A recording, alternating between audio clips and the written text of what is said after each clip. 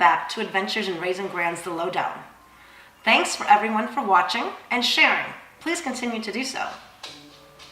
On today's episode, we would like to talk about the reasons that grandparents are raising their grandchildren. Grandparents raising their grandchildren is not a new epidemic, but it is one that is becoming more common. There are a lot of reasons that grandparents are raising their grandchildren. Other reasons are as follows, but not limited to: lack of finances, incarceration, drugs, mental illness, underage, death. These are just the most common reasons that I have found. If you have a different reason that you're raising your grands, please comment below or send us an email. I've also found that many of these can be combined together, like in our situation. I remember growing up, one of my cousins sometimes lived with us.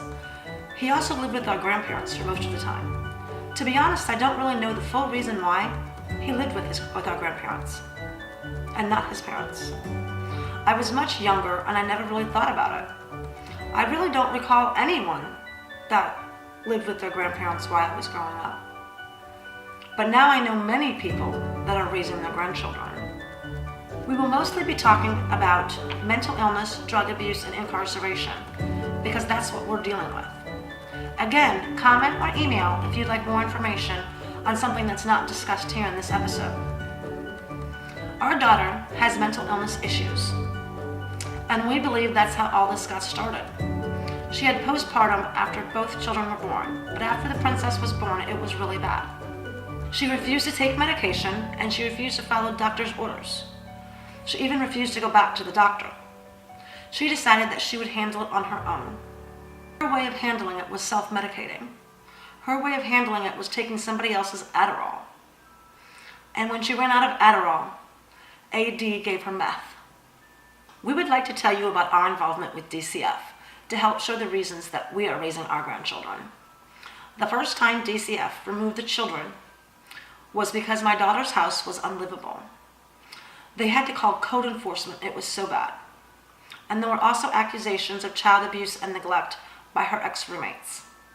Her and HD, Happy Daddy, lived in the home that time with Princess and the Monkey. Her home resembled an episode of Hoarders. There were dirty dishes, dirty clothes, trash everywhere. There was dog feces and bugs, you name it. It was unlivable. The children shared a room, and in the room there were no toys and no clothes. They were using the bathroom in the closet because they were actually locked in the room. The doorknob had been turned around backwards so that they could lock the children in the room, so that they wouldn't be bothered. The monkey and the princess lived with us for 3 weeks that time. During those 3 weeks, our family went over and cleaned up the house and made it livable, replaced furniture, replaced an air conditioning unit, and at that time, the only drug in our daughters was just pot. And I know pot is still an illegal substance. The second time DCF was involved was December of 2016, due to the children being unsupervised and outside. Our monkey was 4 and was out wandering the streets. Police brought him home, and DD and AD refused to allow the police officer to do a safety check of the home, and they also refused to take a drug test for DCF. Monkey and Princess were removed and sent here to live with us, and they stayed with us for 6 weeks. During that time, DD and AD visited on 3 occasions. After the 6 weeks, DD finally took a drug test and allowed someone to do a safety check. So DCF gave her the children back. This was in the middle of January 2017. She also agreed to go to the doctor since she was 30-something weeks pregnant with our little sunshine, and she had not yet had any prenatal care. This was mid-January 2017. She also agreed to go to the doctor since she was 30 weeks pregnant with our sunshine and had yet to have any prenatal care. DCF was involved after Sunshine's birth because they found meth, alcohol, pot, and opiates in her system. They allowed her to take Sunshine home because they already had a plan in place. 2 weeks after Sunshine was born, we got a call from DD and AD. The police were at their house, and Monkey had done it again, is what they said. He was unsupervised and wandering the streets. This time, he was almost hit by a car. Luckily, a gentleman had pulled him out of the street just in time. The police came and told us to take the children home with us. They said that they would contact DCF. After 2 days, I called DCF because we had not heard anything, and DCF did not even know that we had the children. The next day, a SWAT team broke down the door of that home that DD and HD were renting from DD's grandmother. DD and HD were arrested for trafficking meth, as well as using their domicile for a place for people to smoke meth. They had a couple of other charges as well. Both of them are currently incarcerated. AD got 5 years and DD got 4. AD has prior charges against him. These are our reasons for raising our grandchildren. I hope that by sharing our story, we're able to help others in our situation feel like they're not alone. We also want others in this situation not to feel embarrassed about the situation. This is not your fault. Out of all the reasons that I have seen that grandparents are raising grandchildren, none of them are because of the grandparents. The grandparents are just the ones that stepped up and did what was needed to be done out of love. We have our grandchildren, not for money, not for fame, and certainly not because we have nothing better to do. Personally, I like to sleep, and I like going days without seeing Barney. Oh, and we would love to eat at a restaurant that you don't have to order through a clown's mouth.